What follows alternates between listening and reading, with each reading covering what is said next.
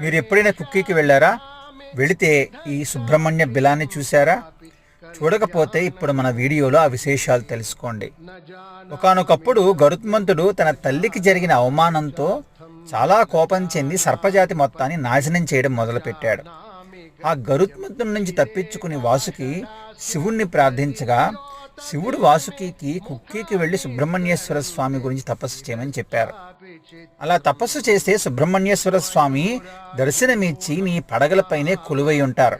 అలా నువ్వు గరుత్మంతుడి నుంచి తప్పించుకోవచ్చని చెప్పిన తర్వాత వాసుకి ఈ బిల్లంలోనే వచ్చి సుబ్రహ్మణ్యేశ్వర స్వామి గురించి తపస్సు చేశాడని చెప్తారు. కొంతకాలానికి సుబ్రహ్మణ్యేశ్వర స్వామి ఇప్పుడు కుక్కీలో ఎక్కడైతే ఆది సుబ్రహ్మణ్య దేవాలయం ఉందో అక్కడ మొట్టమొదటిసారిగా వాసుకి దర్శనమిచ్చారు. దాని తర్వాత వాసుకి కోరిన మీదట ఇప్పుడున్న ప్రధాన ఆలయంలో స్వామివారు కొలువై ఉన్నారు.